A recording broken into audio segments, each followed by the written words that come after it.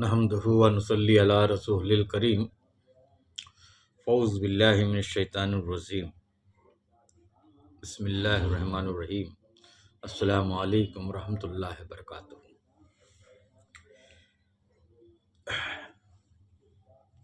अल्लाह का हज़ारा शुक्र है कि उसने हमें अदम से वजूद में लाया। यह उसका हज़ारा शुक्र है। जब कुछ नहीं था तब भी वो था, वो यकता था और कुछ नहीं था। उसे शौक़ हुआ कि मैं पहचाना जाऊं और उसने अपनी मार्फत के लिए इस दुनिया को बनाया। यदि उसे पहचाना नहीं तो काम ख़त्म।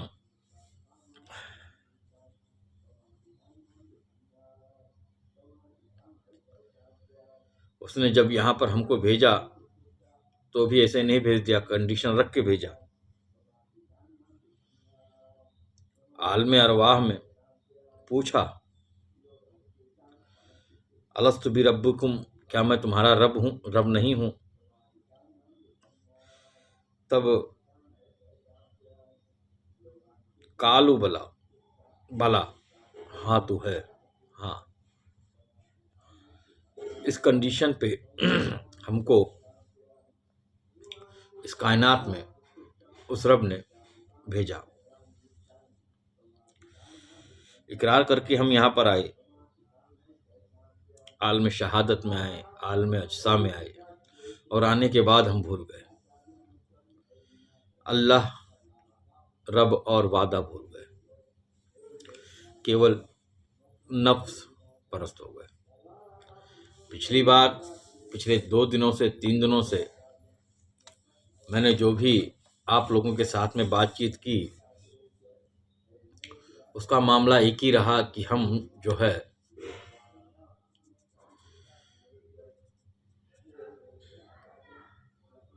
सलात को पहचाने और सलात को कायम करें। सूरह बकरा की शुरुआती चंद आयतों को जब हमने पढ़ा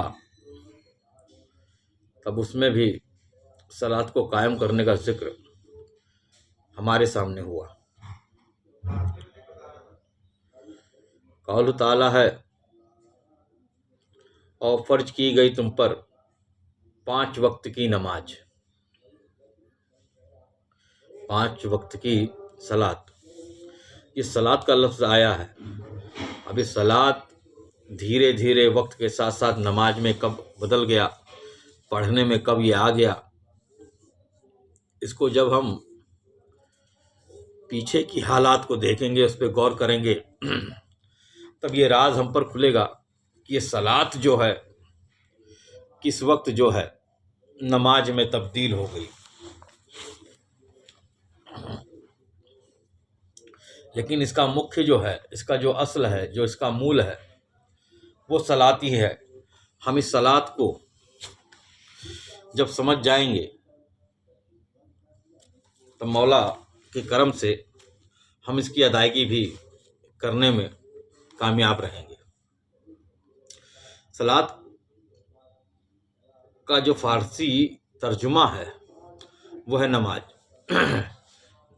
जब ईरान को फतह किया गया तो जो फारसी थे, वो फारसी जो है वो आग की परस्तिश करते थे। वो आग का एक जलाव जलाते थे और उसके अंदर कुछ पर्चियों में लिख करके डालते थे, कुछ सामान डालते थे, और उसके चारों तरफ दायरा बना करके वो खड़े रहते थे और घूमते थे। इस तवाफ को अवेस्ता में नमाज के नाम से जाना गया, क्योंकि वहाँ से नमाज का वो तरीका तो उनका छूट गया, लेकिन लफ्ज़ नमाज रह गया। तो सलात को ईरान से ही नमाज कहा जाने लगा। और ईरान में जो नमाज का शब्द आया वो हकीकतन संस्कृत के शब्द नमस का बदला हुआ रूप है, बदली हुई शक्ल है, जिसके मतलब होते हैं झुकने के, कि किसी के सामने झुक जाना। एक रिवायत इसमें और मिलती है, मुझे याद नहीं आ रहा है, ये मेसोपोटामिया की रिवायत है, अब वो याद नहीं आ रहा। तो दो रिवायतें मिलती हैं कि ईरान में नमाज का लफ्ज कैसे आया।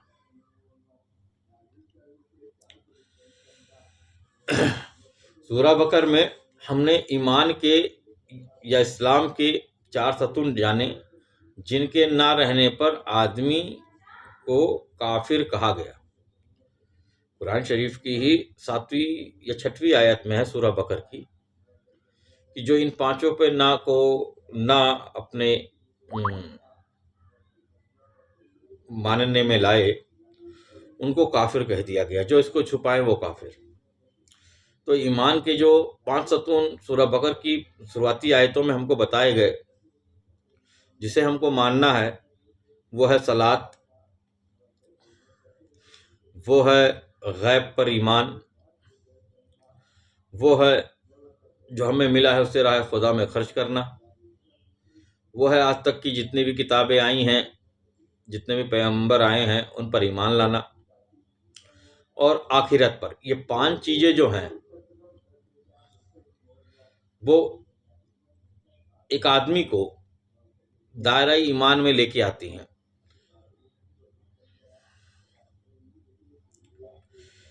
इसको मानने वाला अभी तक जानने वालों में नहीं आया। मानने और जानने में बहुत बड़ा फर्क है। अभी तक उसने इस बात का इकरार किया कि नहीं, मैं इकरार करता हूं कि ये 5 बातें मैं अपनी जिंदगी में उतारूंगा और ये बातें सत्य हैं। अभी उतारी नहीं है, बस उसने मान लिया कि नहीं, ये महत्वपूर्ण बातें हैं जिनको थाम करके मैं इस रास्ते पर, इस सीधे रास्ते पर चल सकता हूं, और दाखिले ईमान हुआ। इसमें से कोई भी एक चीज छूटी या उसने किसी भी एक चीज को छिपाया तो वो जालिमों में से हुआ, कि उसने खुद पर जुल्म किया। जालिम की परिभाषा ही उसमें यही दी गई है, सूरह बकर की आयत में ही है, कि जो आदमी इन बातों को ना माने या फिर जो चीज कुरान लेकर आई है उसको ना माने, वो दरअसल उस पर गजब नाजिल हुआ और वही जालिमों में हुआ। तो जालिम का मतलब वो नहीं जो किसी पर जुल्म करे, किसी पर जबर करे। जालिम वो सबसे पहले जो खुद पर जुल्म करे। तो मालूम हुआ कि अगर कोई इन 5 बातों से दूर हटता है तो अब बंदा वो ईमान वाला ना रहा, वो क्या हो गया, वो हो गया काफर, जिसने इसमें से कोई भी एक बात छोड़ी या किसी भी एक बात को छिपाया। कुरान शरीफ बाद अलहम्दु शरीफ के शुरू ही यहीं से है। बाद अलहम्दु शरीफ के शुरू ही यहीं से है।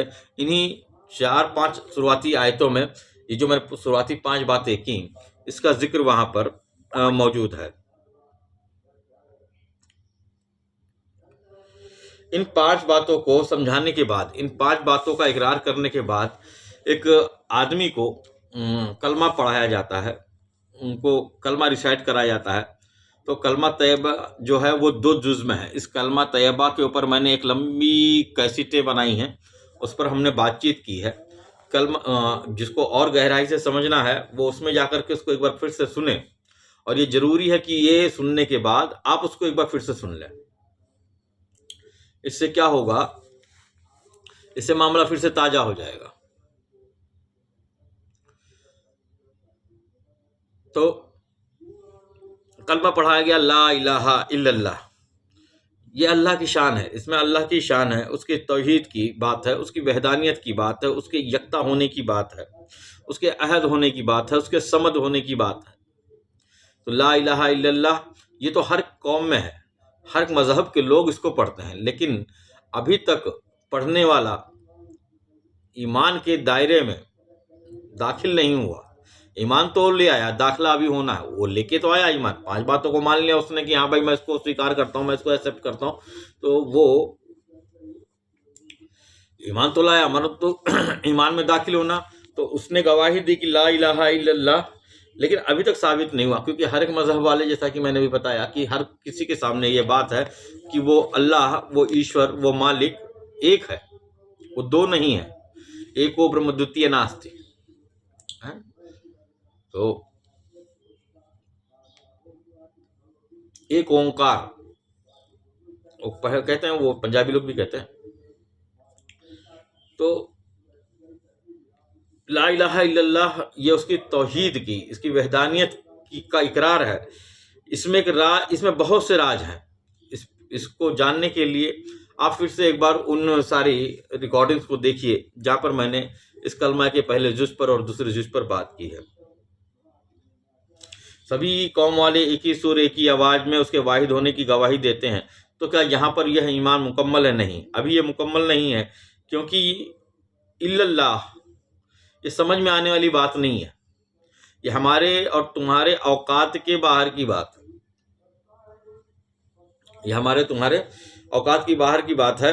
ये अगर इसको किसी ने ना समझा तो हकीकतन उसने कुछ ना समझा। यह उतरता है इंसान पर, आदमी इसको समझता नहीं है। यह खुद ब खुद उतरता है, आदमी नहीं उतरता। यह मकाम उस पर उतरता है। तो इसको उतरने का जो रास्ता है, जो राज है, जो चाबी है, जो इस्लामिक इंसान को पूरा करता है, इस्लामिक ईमान को पूरा करता है, वह कलमे का दूसरा भाग मोहम्मद रसूलुल्लाह सल्लल्लाहु अलैहि वसल्लम। इल्लल्लाह को रसूलुल्लाह के चाबी से खोल।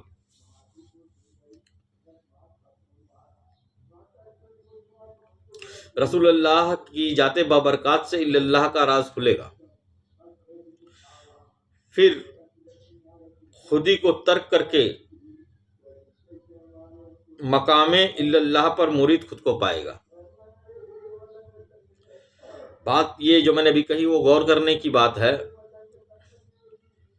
और जब इल्लल्लाह से आगे वो सफ़र करेगा तो आगे सफ़र करके मोहम्मद रसूल और फिर अल्लाह के मर्तबे तक, अल्लाह की जात तक, उसकी समझ तक, उसकी पहचान तक, उसके मार्फत तक वो पहुंचेगा और वकाबिल्ला हो जाएगा।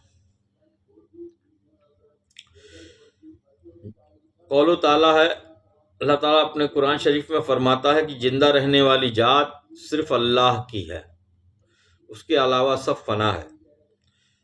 अब वह व्यक्ति, जब वो आदमी, जब वो इंसान इसके रमूज को जान गया, उसने इस चीज़ को समझ लिया, अब वो दाखिले इस्लाम हुआ। अब वो व्यक्ति इस्लाम में दाखिल हुआ। लेकिन अभी तक उसका ईमान जो है वो ऐनुल, अभी जो उसका ईमान है वो अभी और भी कसा जाना है, क्योंकि वो दाखिले ईमान हुआ, अभी उसको दाखिले इस्लाम होना बाकी है। हकीकतन इस्लाम जो है वो ईमान के बढ़ने का रूप है। ईमान है मानना, और मानने के बाद जानने के लिए जो कुछ करना पड़ता है, तो जो करना होता है वो इस्लाम है। जब उसने करना शुरू किया तब वो दाखिले इस्लाम हुआ। इस्लाम का शब्द जो है, उसकी बतन जो है, उसकी जात जो है वो इस्लाह से है, यानी कि सुधार करना। अब उसने अपने आप को इन 5 नुकात के हिसाब से, इस कलमा तैयब के हिसाब से अपने आप में गौर व फिक्र करके करना शुरू किया। करने के लिए 5 अरकान हैं इस्लाम में, और यहाँ पर भी 5 चीज़ें बताई गई सूरह बकर में कि पहली बात तो गैब पे ईमान लेके आना, गैब को मानना। अब गैब को करा कैसे जाए वो अलग विषय है, अभी इसमें मैं खोलूँगा, थोड़ा थोड़ा इशारा जरूर दूंगा। और फिर सलात पढ़ा जाए तो सब जानते हैं, और अल्लाह की राह में खर्च करना, सारे नबियों पर, उनकी किताबों पर यकीन करना, उनको रिस्पेक्ट देना, अपने जाती ज़िंदगी में वो करते हुए आप दिखो, और आखिरत पर यकीन करना। अभी तो ईमान तो ले आया, उसको कैसे करना है, वो हर एक काम को करने के पहले सोचे इस काम का बदल मेरे को मिलेगा, इस काम का बदल मेरे को मिलना ही मिलना है। जब उसने इसको अपने ध्यान में रख करके करना शुरू किया तब वो इस्लाम में दाखिल हुआ। तो इन 5 चीज़ों को करने, अपने जीवन में उतार लेना, अपने करने में उतार लेना, अपनी ज़िंदगी में उतार लेना, ये इस्लाम में अब दाखिल होना है। पहले ईमान में दाखिल हुआ, अब इस्लाम में दाखिल हुआ। तो इसमें जो सबसे पहली बात है करने की वह है सलात को कायम करना। सलात के बारे में ये कहा गया कि सलात जो है वो दीन का सतून है।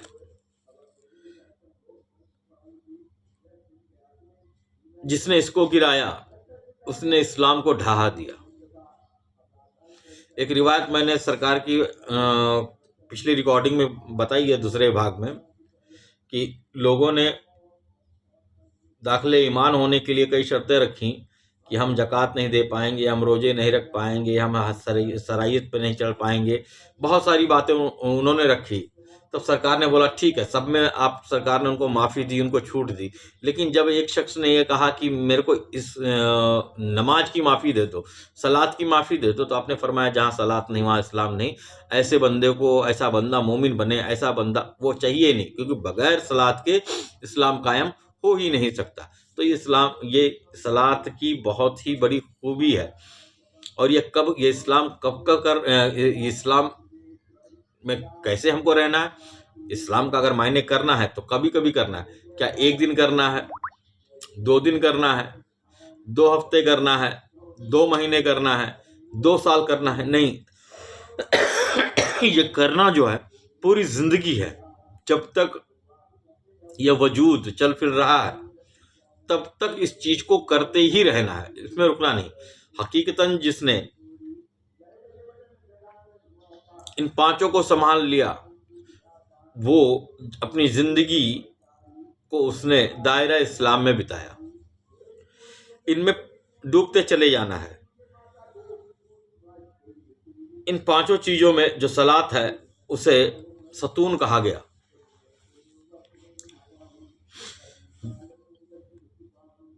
सलात जो है ये पहली कुंजी है, ये पहला स्टेप है। अगर यह गिरा तो सब गिरा, ये बचा तो सब बचा। तो सलात को कायम करो, इसमें कोई मनाही नहीं है। हमने अपने बड़ों से, अपने बुजुर्गों से सुना है, हदीसों में पढ़ा है कि कब्र में 3 सवाल होंगे, मन रब्बों का, मन दीनों का और मन नबियों का। तो कौलो ताला है, कह दीजिए मेरा दीन इस्लाम है। अब ये दीन क्या है? अब फिर से फंदा आ गया एक। तो इसकी परिभाषा है, दीन अल्लाह के अम्र की ताजीम का नाम है। अल्लाह का अम्र मतलब होते हुक्म के, अल्लाह के हुक्म। तो अल्लाह का हुक्म कुरान शरीफ में मौजूद है।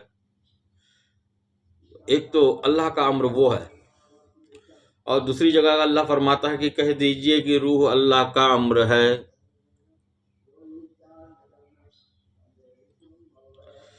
अल्लाह का हुक्म है। इसको और खोलते हैं हम लोग। ख्वाजा गरीब नवाज रहमतुल्लाह अलैह, आपने हजरत इमाम हुसैन अलैहिस्सलाम की शान अक़दस में चंद अशार लिखे। उन अशारों की रोशनी में हम समझते हैं कि दीन क्या है।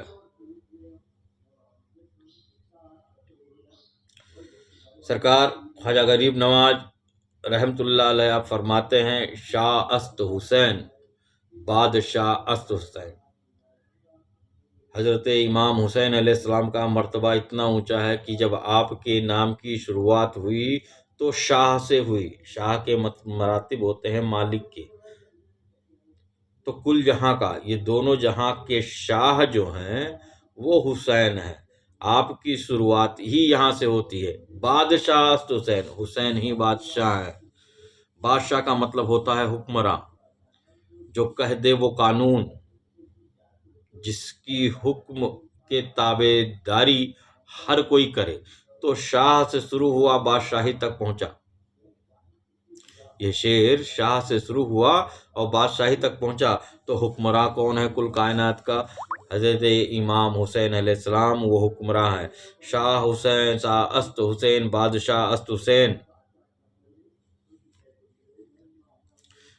दीन अस्त हुसैन, दीपना अस्त हुसैन। हुसैन दीन है। अगर दीन को समझना है तो एक बंदे को हज़रत इमाम हुसैन अलैहिस्सलाम की तरफ तवज्जो करना होगा, क्योंकि दीन जो है मुकम्मल हुआ वो आपके सरापा वजूद में हुआ। दीन को अगर समझना है तो हज़रत हुसैन अलैहिस्सलाम दीन हैं। दीनदार नहीं, वो सरापा दीन है। तो हम दीनदार अगर होना चाहें तो हमारी तवज्जो वो आपकी जानिब हो। दी पनाह अस्त हुसैन, आप दीन को पनाह देने वाले हैं। अगर आज हमारे पास अगर दीन बचा है, नहीं तो ख़त्म हो गया होता कब का। हमें समझ में नहीं आता कि हकीकतन में सलात कैसे कायम करनी है, दीन है क्या। ये मेरे सरकार का सदका है, हज़रत इमाम हुसैन अलैहिस्सलाम का सदका है कि जो दीन आज भी जिंदा है। दीन पनाह अस्त हुसैन, दीन को पनाह देने वाले हुसैन हैं, कि जिन्होंने दीन को पनाह दिया और आज भी दीन सरकार के सदके तुफैल में हमारे बीच में है, जिंदा है। एक्चुअली पनाह देने का काम हक ताला का है, पनाह देने का काम अल्लाह का है। और जो अल्लाह का काम करे, या जो जिसको अल्लाह पसंद फरमा ले कि ये मेरा काम करे, और काम भी कितना ऊंचा, काम भी इतना ऊंचा कि उसके दीन की हिफाजत कर ले, उसके दीन को पनाह दे दे, तो वो हुसैन है। तो इसको समझना है, गौरव फिक्र का मकाम है बाबू ये।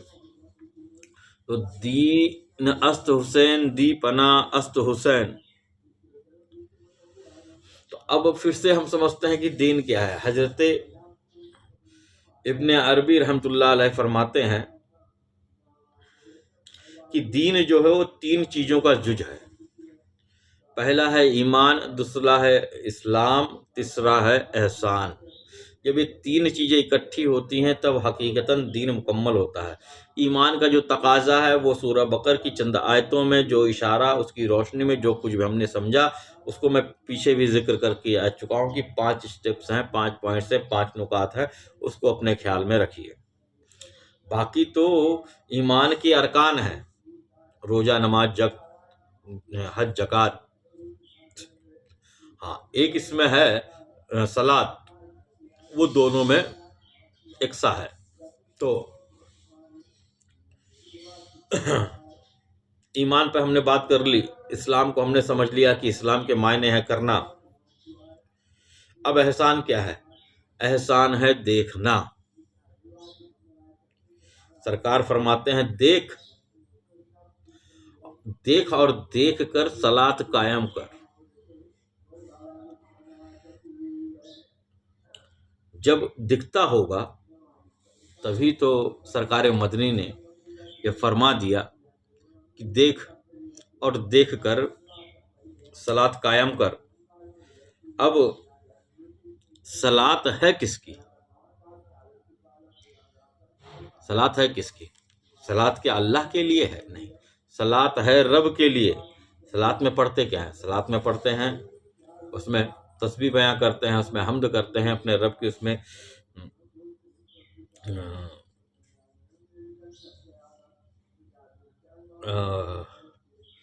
हम्द करते हैं अपने रब की। और इसमें जो पढ़ते हैं, सलात में हम जो भी पढ़ते हैं, उस पढ़ने से मुराद क्या है? उस पढ़ने से मुराद इतना है केवल कि हम जो पढ़ें उसके हिसाब से हमारे दिल की कैफियत हो जाए।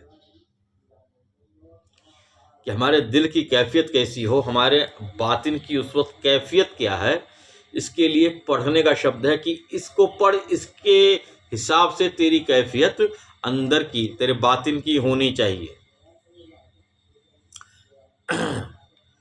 अब इस पर हम और खुल के बात करेंगे थोड़ा सा। पढ़ना है क्या? पढ़ता है क्या आदमी? सुभान रब्बियल अजीम, मेरा रब है बड़ी अजमत वाला। सुभान रब्बियल आला, मेरा रब सबसे आला है।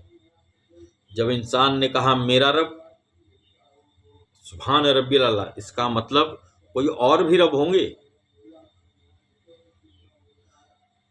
कोई और भी रब होंगे, तभी तो कहा सुभान रब्बियल आला, मेरा रब सबसे आला है। तो हज़रत इमाम इब्ने अरबी रहमतुल्लाह अलैह फरमाते हैं कि सबका इत्तेहादी रब अलग अलग है। फिर अल्लाह ताला भी फरमाता है फिसल्लि बिरब्बिका, अपने रब की नमाज पढ़। तो कई रब है, इसका तस्करा हम पीछे कराए, कई रब है, तो अपने रब की सलात को कायम कर। दूसरी तरफ रहमत दो आलम हुजूर पुरनूर मोहम्मद मुस्तफ़ा सल्लल्लाहु अलैहि वसल्लम आप फरमा रहे हैं, देख और देख कर नमाज, देख कर सलात कायम कर। तो एहसान जो है वो है देखना। इस एहसान के दाखिल होते ही दीन मुकम्मल हो जाता है। तो दीन तीन चीज़ों का जुज है, पहला है ईमान, दूसरा है इस्लाम, तीसरा है एहसान। अगर देख नहीं रहा है तो अभी तक दीन मुकम्मल नहीं हुआ। जब दीन मुकम्मल नहीं हुआ तो तेरा रोज़ा, नमाज, हज, ज़कात सब अधूरा है, किसी का कोई मतलब नहीं। तो पहले तो दीन मुकम्मल कर, ईमान ले आया, इस दाखिल इस्लाम हो गया, अब एहसान कर, देख उसको। तो वापस से वो सवाल आता है, क्या कहते हैं, मन रब्बु का, तेरा रब कौन। जब यहाँ देखा है तो वहाँ पर भी देख लेगा ना यार। जब यहाँ पर देखेगा तभी तो वहाँ पर देख लेगा। बहरहाल ये दीन के मामले में हजरत ख्वाजा गरीब नवाज सरकार रहमतुल्लाह अलैह फिर क्या फरमाते हैं, हम उसके ऊपर निगाह करेंगे। आपने फरमाया, शाह हुसैन, शाह अस्त हुसैन, दीन हुसैन, दीपना अस्त हुसैन। अगर हजरत इमाम हुसैन अलैहिस्सलाम ने दीन के राज़ो नियाज को ना बचाया होता तो ये बसता ही नहीं, है ना। इसके बाद अगला शेर आप फरमाते हैं, निदाए रूही, निदाए रूही, रूह अस्त हुसैन। अल्लाह ताला ने फरमा दिया कि दीन क्या है, अल्लाह के अम्र की ताज़ीम करना दीन है, और दीन जो है रूह जो है वह अल्लाह का अम्र है। तो निदाए रूही, निदाए रूही, रूह की आवाज़। निदाए रूही से मकाम यहाँ पर क्या है, इसका मतलब क्या है, जब अल्लाह ने अपने फरिश्तों को हुक्म दिया कि जब मैं अपनी रूह आदम के कालिब में फूंकूं तब तुम इसके सजदे को आना, तब तुम इसका सजदा कर लेना। तो यहाँ पर जो बात आई कि जब मैं अपनी रूह आदम के कालिब में फूंकूं, कौन सी रूह, मैं अपनी रूह, दो चीजें, अल्लाह खुद अपनी रूह उस आदम के कालिब में फूके। और ये फूकना आज तक चल रहा है, ये फूकना रुका नहीं है, ये फूकना आज तक चल रहा है। नुक्ता है, बस गौर करिए। तो जब अल्लाह अपनी रूह फूकेगा तब की बात हो रही है। तो यह है निदाए रूही, निदाए रूही, रूह अस्त हुसैन। तो हुसैन अलैहिस्सलाम जो हैं वो रूह हैं, हुसैन जिंदा हैं, हुसैन ही जिंदा हैं, और आप ही से दीन जिंदा है, नहीं तो दीन तो मर गया होता। राजे पंजतन में हजरत इमाम हुसैन अलैहिस्सलाम हय्यु, सिफाते हय्यु के मकाम पे है, जिंदा। तो हकीकतन रूह अस्त हुसैन, हुसैन ही हय्यु है, हुसैन ही जिंदा है, वही रूह है, वही उन्हीं के सदके तुफैल में दीन जिंदा है। दीन अमर रब्बी की ताजीम है, जो तुम्हारे अंदर है, जो तुम्हारा होनापन है, जो तुम्हारा जिंदापन है, या उस जिंदापन के साथ में खड़े होना है। तो इशारा मिल गया कि नमाज जो है वो हुजूरी कल्ब का नाम है, क्योंकि हुजूरी कल्ब में ही इंसान जिंदा होता है। बाकी तो ये एक जो होना है ये बड़ा मुख्तसर सा समय है, एक छोटा सा वक्फा है जो कि बड़ी मुश्किल से पकड़ में आएगा। बाकी तो जैसे ही आया वैसे ही वो गया। ये जो अभी हाल है ये आया और गया, बाकी तो माजी बन गया। तो ये हल्का सा नुक्ता जो है वो हय्यू का है, यही हुजूरी कल्ब है। हुजूरी कल्ब अभी इस वक्त जो है, और जो इसको पकड़ पाए उस पर अल्लाह का फजलो करम, और जो इसको ना पकड़ पाए तो वो अल्लाह के हुक्म को माने और उन हुक्मों को पूरा करे। हुक्म क्या है? सूरह बकरा की वही 5 नुकात, उसको पूरा करे। क्या? और दीन को साबित करे। दीन 3 चीज़ों साबित हुआ, ईमान, इस्लाम और एहसान।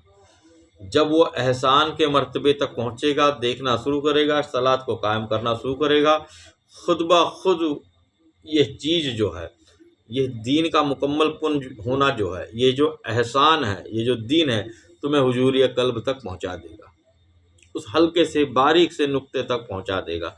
तो जब वाकई बंदे ने सलात कायम की होगी तो उसने अपने रब को पहचान लिया होगा।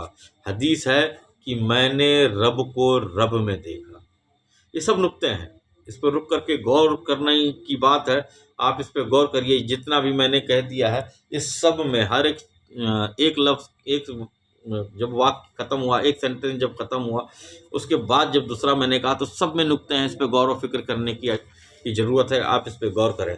हदीस है कि मैंने रब को रब में देखा। जिसने रब को देखा और वह जिस चीज़ को करने से हासिल में हुआ, तो वो करना जो हुआ वो इस्लाम है, और करने वाला दाखिले इस्लाम हुआ। और ये चीज़ उसने ज़िंदगी भर की। तो वापस से लहद में पूछे जाने वाले 3 सवाल, तेरा नबी कौन?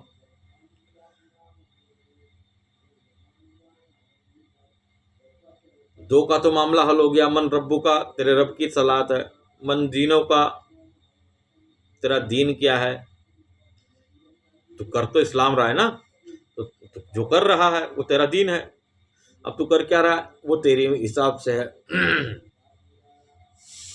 तीसरा सवाल है मन नबियों का।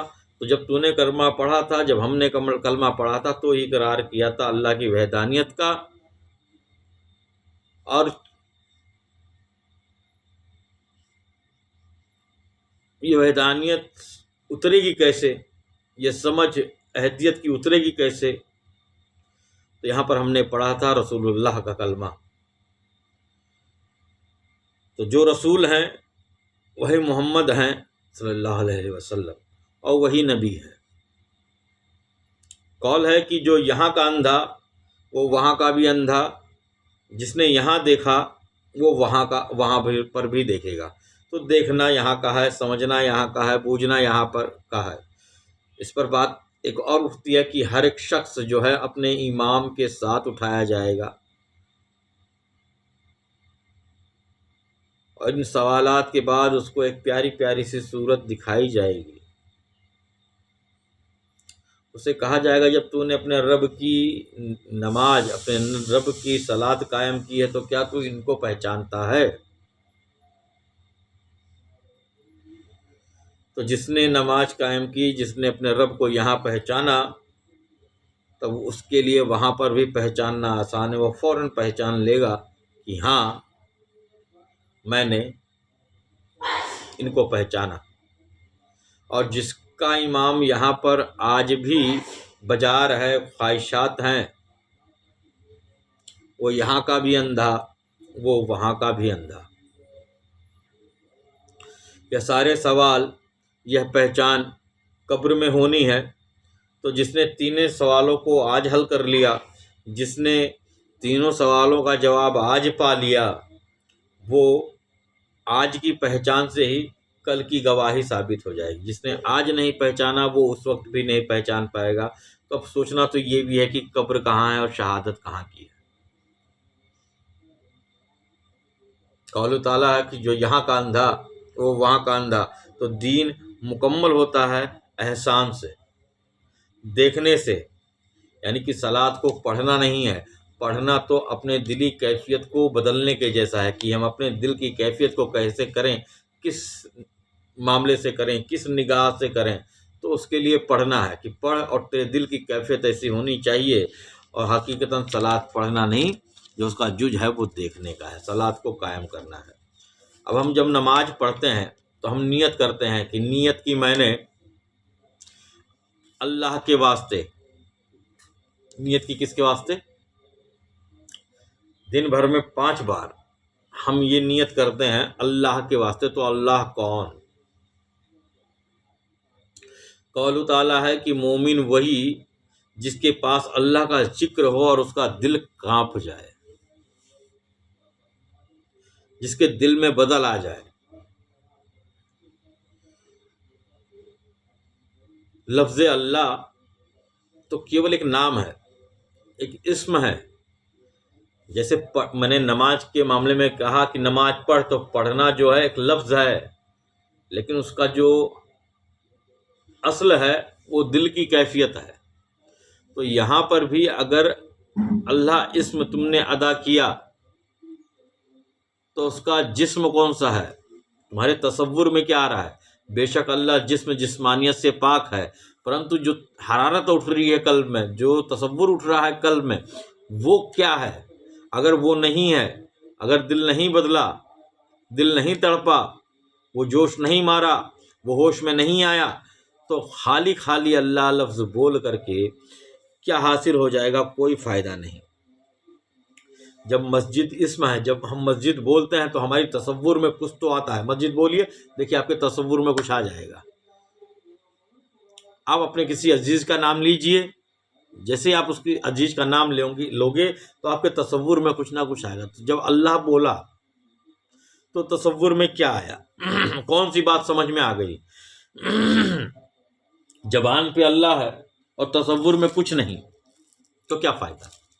कोई फ़ायदा नहीं। फिर तस्बीह कर, सजदा कर, कुछ भी कर, कोई फ़ायदा नहीं। पहले तो अल्लाह को समझ, फिर सजदे कर, उसके बाद हज और रोजे। बेहुजूरी का जिक्र और बेहुजूरी के सजदे से कोई फ़ायदा नहीं। इतना मैं बात इसलिए कर रहा हूँ कि मैं चाहता हूँ कि लोगों के सामने सलात को कायम करने का जो तरीका है और उसके जो वजह है वो एकदम साफ साफ खुल जाए। उसको मालूम है कि वो अगर वो किसी चीज़ को मिस कर रहा है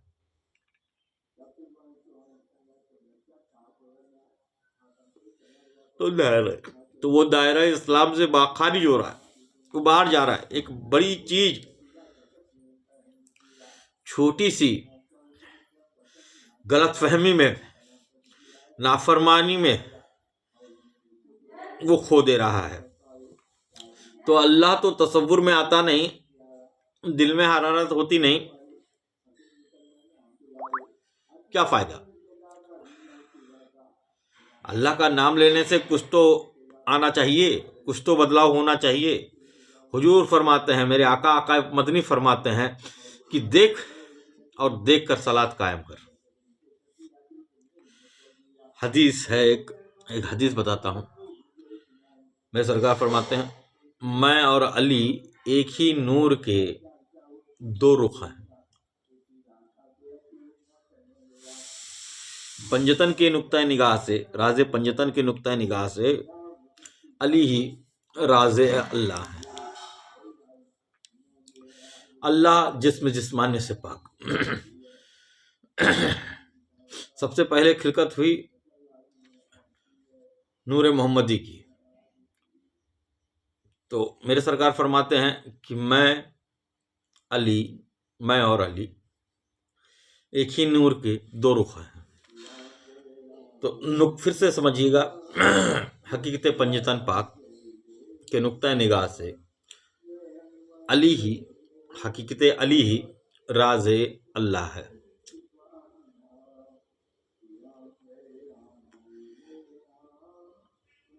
अल्लाह का राज हकीकत अली से मिलेगा। हकीकत अली हमारे अंदर पोशीदा है। हकीकत अली मकाम गैब है। अली ही इल्म का दरवाज़ा है। हज़रत मोहम्मद सल्लल्लाहु ताला अलैहि वसल्लम आप इल्म का शहर हैं। सरकार ने फरमाया अली ही ईमान है, यानी अली हक है और हक पर भी है। अली को देखना, अली को सुनना, दोनों इबादत है। तो ईद गदीर में आपने मौला कायनात का हाथ पकड़ करके ऊपर उठा दिया और फरमाया कि जिसका मैं मौला उसका अली मौला। ये एक नुक्ते हैं, इस पे गौर करिएगा। तो तरीकत में जो मामला शुरू होता है, ये सारे मामला जो है मैं सलात पे ही कह रहा हूं, बाकी और कुछ भी नहीं। तो तरीकत में जो मामला शुरू होता है वो फनाफिल शेख से होता है, क्योंकि रास्ता यही है। फनाफिल शेख, फिर फनाफिल अली, फिर फनाफिल रसूल, फिर फनाफिल्लाह, फिर बका बिल्लाह। फनाफिल शेख यह तसव्वुर शेख से शुरू होता है, शेख को देखने से शुरू होता है, लेकिन इसका मुकम्मल होना, इसकी पूर्णता जो है वो शेख में होना है। शेख के तसव्वुर में होना नहीं, शेख में होना है। हदीस है, मैंने रब को रब में देखा, मैंने रब को रब में देखा।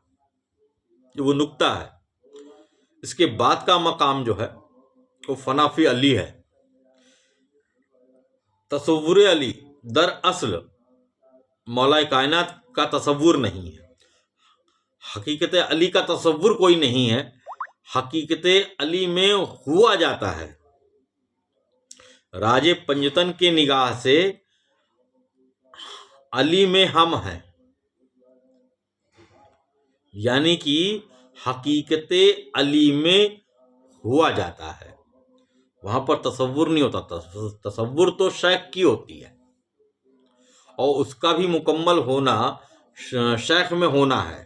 और जैसे ही एक मुरीद शेख में होना मुकम्मल करता है, वो उसका होना जो है दरअसल अली में होना हो जाता है, वो हकीकत अली तक पहुंच जाता है। तो फिर से वो हदीस है कि मैंने रब को रब में देखा। यही दरवाज़ा है, यहीं से इल्लाह के राज से आगाही होती है और यहीं से राज मोहम्मद खुलता है। इसके बाद की मंजिल जो है वो है फना फिर रसूल। जब व्यक्ति हकीकत अली से, मकाम गैब से या मुमतनल वजूद से या फनाफी अली के मकाम से आगे बढ़ता है तो वो फनाफिर रसूल होता है। यही मोमिनों की मेराज है। इस पर पहुंचने पर जो देखना और दिखना था वो अपना रिजल्ट देने लगता है। तो एक कॉल है, कह दो कि मेराज का असल दीदार है और नमाज यानी कि सलात मोमिनों की मेराज है। फना फिर रसूल यह मोमिनों की मेराज है। यदि आपके सलात में दीदार नहीं है तो इसका मतलब कहीं ना कहीं कोई ना कोई कमी जरूर है। आप इस पे गौर करिए और जिस दिन इसकी चाशनी आपको मिल गई, फिर नमाज नहीं कज़ा होगी, फिर सलात नहीं कज़ा होगी, कभी नहीं होगी। हमारे हजरत फरमाते थे कि मैं अभी तक सजदे में ही हूं। तो नमाज जो है वो मोमिनों की मेराज है। एक शेर है, अल्लाह को जिससे मिलना था मिल लिए, अब जिसको मिलेंगे मोहम्मद ही मिलेंगे। यहाँ होने पर ही मेराज मुमकिन है। कहाँ पर? फनाफिर रसूल में। क्योंकि अल्लाह को मोहम्मद सल्लल्लाहु ताला अलैहि वसल्लम आपके सिवा और कोई नहीं देख सकता, आपको कोई और देख ही नहीं सकता। यह आशिक और महबूब का राज है। कौलू ताला, एक कॉल है, मेरे महबूब अगर तेरे या तुझे बुलंद ना करना होता तो मैं इस आलम को यानी कि इस कायनात की खिलकत ना करता। फिर एक कॉल और है कि मैं छिपा हुआ खजाना था, अब मैंने इसे महबूब समझा कि मैं पर दर पर में उतर करके पहचाना जाऊं। मैंने इसे महबूब जाना कि मैं पहचाना जाऊं। तो सलाद जो है वो अल्लाह के लिए नहीं है, वो रब के लिए है। सफाई करके बावजूद हो करके एक इंसान पहले सना पढ़ता है, उसकी हमद करता है, उसकी वंदना करता है, उसकी स्तुति करता है, अपने भावों को तैयार करता है, अपने बातिन को तैयार करता है, और जिसका मकसद है देखना। सुभानक अल्लाहुम्मा व बिहम्दिका तबारक अस्मुक तआला जद्दुका ला इलाहा गैरुका। वो अपने आप को सब जगह से बटोर करके एक जगह लेके आता है और अपने देखने को कायम करता है। फिर पढ़ता है बिस्मिल्लाहिर्रहमानिर्रहीम। ये बिस्मिल्लाहिर्रहमानिर्रहीम का भी बड़ा मर्तबा है। 7 मुल्क सिफात हैं। ये 7 मुल्क सिफातों का जुज है वो बिस्मिल्लाहिर्रहमानिर्रहीम की नुक्ते में है। बिस्मिल्लाहिर्रहमानिर्रहीम का कभी हम फिर आगे बात करेंगे। हालांकि अब 46 मिनट हो गया है, हम इसको ख़त्म करते हैं। ज़्यादा से ज़्यादा 50 मिनट या 55 मिनट में ये पूरा सेशन ख़त्म हो जाएगा और बिस्मिल्लाह के खुलासे को हम आगे फिर कभी देखेंगे। इशारा मैंने दे दिया कि उम्मुल सिफ़ात का जिक्र है ये। फिर अलहम्दुल शरीफ पढ़ते हैं। अलहम्दुल शरीफ के ऊपर मैंने पिछले बार भी एक रिकॉर्डिंग बनाई है, हमने बात की है उसके ऊपर। फिर भी जो चीज़ उस वक्त नहीं कह पाया मैं, उसको इसमें बड़ा खुल के कहता हूँ। हालांकि इसको कहा नहीं जाता, इसको समझा जाता है। तरीक़त जो है वो पर्दे की चीज़ है, शरीयत जो है वो ज़ाहिर की चीज़ है कि ज़ाहिर में कैसा हो, और तरीक़त से ये होता है कि बातिन में कैसा हो। लेकिन चूँकि जो चीज़ मैंने जब अलहम्दुल शरीफ पर बात की थी उसको नहीं खोल पाया, उसको मैं आज यहाँ पर खोलने की कोशिश करूँगा। तो कुछ हिस्से उसमें हैं, कुछ हिस्से इसमें हैं, कुछ हिस्से मैंने किसी और रिकॉर्डिंग्स में बोले हैं। तो इनको इकट्ठा करना आपके गौर व फ़िक्र का मकाम है। उसको पे सुनिए और उस पे गौर व फ़िक्र करिए और असल तक खुद अपने गौर व फ़िक्र से पहुँचिए। एक कॉल है कि 70 साल की इबादत से भी बढ़कर है कुछ लम्हों का गौर और फ़िक्र करना। फिर अल्हम्दुलिल्लाह रब्बिल आलमीन। अल्हम्दुलिल्लाह मेरे रब तेरा शुक्र है। शुक्र कैसे पैदा होता है? शुक्र पैदा होता है यहाँ पर जब ये भर जाता है ना, अगर ये खाली है तो ज़बानी शुक्र निकलेगा, लेकिन जब ये भर गया तब वहाँ से जो शुक्र निकलेगी, जो हम्द निकलेगी, वो दरअसल हम्द है, वही शुक्रिया है। तो पहली बात तो इसको भरना, ये जो प्यासा है, जो ये खाली है, इसका भरना ज़रूरी है। तो अल्हम्दुलिल्लाह मैं अल्लाह का शुक्र बजाता हूँ जो सारे जग का पालनहार है। इस मकाम पर तसव्वुर शेख है शरीयत में।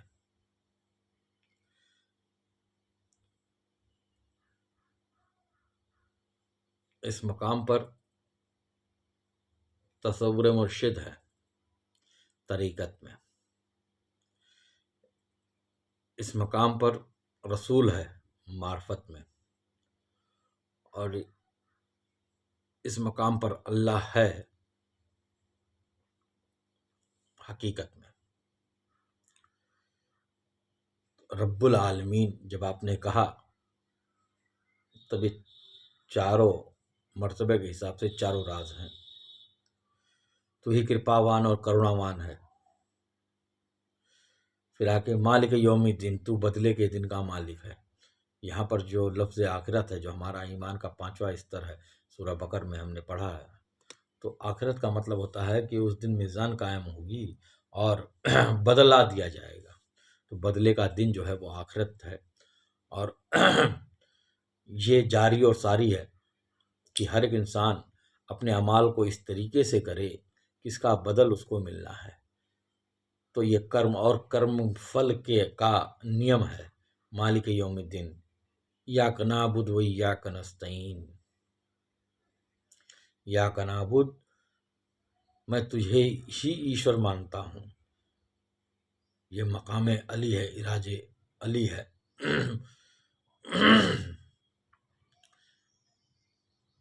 या कनस्ताइन,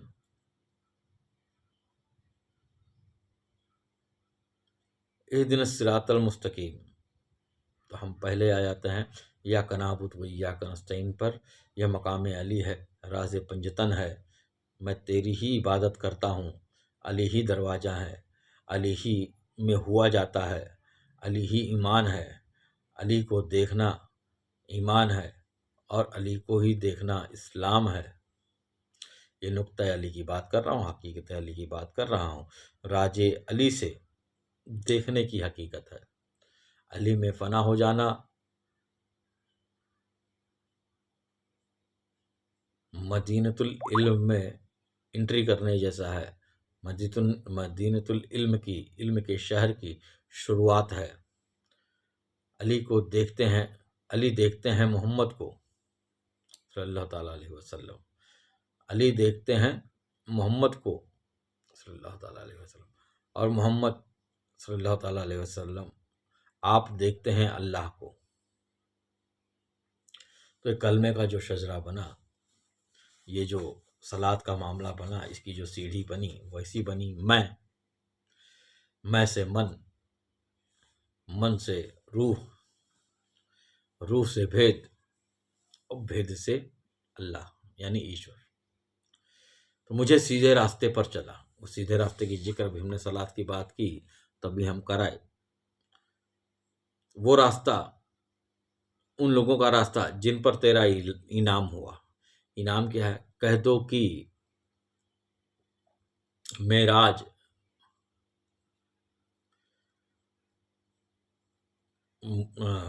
क्या है? सलात मोमिनों की मेराज है। तो मेराज जो है इनाम है। तो ऐसे शख्सों में शामिल कर जिनकी सलात का इनाम जो है वो मेराज हुआ, जिनको मेराज हो जाए, ना कि वो जिन पर तेरा गजब हुआ। अब इसके बाद रुकू है, यानी कि समर्पण, कि मैंने अब तू ही काफ़ी है, मैं कुछ नहीं। उसके बाद है कयाम, यानी कि रुकना, नुक्ता, रुकना। उसके बाद है सजदा, यानी कि खो जाना, डूब जाना, खोना या डूब जाना। तो सजदा, सजदे का जो मामला है वो थोड़ा सा खुल कर के बात करें इसके ऊपर। पहला तो है देखना, सजदे में डूबना है ना, देखना, देखने में डूब कर खोना पहला। दूसरा क्या है? खोते ही हकीकत अली। और तीसरा है अली है दरवाजा, यानी कि जियारत मोहम्मद सल्लल्लाहु ताला अलैहि वसल्लम और मकाम मोहम्मद, मकाम रसूल। तो मैंने रब को रब में देखा, ये मंजिल तय हो जाती है। कौले मौलाए कायनात हजरत अली करमल्लाहु ताला वजहुल करीम है, मैं सजदे से तब तक सर को नहीं उठाता जब तक देख नहीं लेता। इसको आप एक गांठ बांध लो। हर एक सवाल को सूत्र से हल किया जाता है, तो ये सूत्र है। मौला कायनात फरमाते हैं कि मैं सजदे से तब तक सर नहीं उठाता जब तक मैं देख नहीं लेता, और देखते ही सलात खत्म, दीदार खत्म, मेराज हो गई। और नमाज खत्म, नमाज पढ़ते ही हम पढ़ते हैं अस्सलामु अलैकुम रहमतुल्लाह, अस्सलामु अलैकुम रहमतुल्लाह। तो एक कंधे पर मुनकिर है, एक कंधे पर नकीर है। हमें रिवायत है, हम सुनते आए हैं कि लहद में मुनकिर और नकीर दो फरिश्ते आएंगे तो सबसे पहले सवाल पूछेंगे, मन रब्बों का, मन दीनों का, मन नबियों का। और हमने उनको यहीं पर ही गवाही में ले लिया। जो आज दे लेगा वो कल भी दे लेगा, जो आज नहीं दे पाएगा वो कल भी नहीं दे पाएगा, जो आज का अंधा वो उस दिन का भी अंधा। तो आज मैं अपनी बात यहीं पर ख़त्म करता हूँ। मौला हम सब को सिरात मुस्तकीम पर चलने की तौफीक अता फरमाए। जिन भाइयों को समझ में आया वो अपने दुआओं में मुझे भी याद रखें, और यदि कुछ कमी रह गई हो तो तमाम बड़े भाइयों से गुजारिश है कि वो मेरी इस्लाह को करें। मौला सब हम सबको ईमान के साथ में खात्मा अता फरमाए।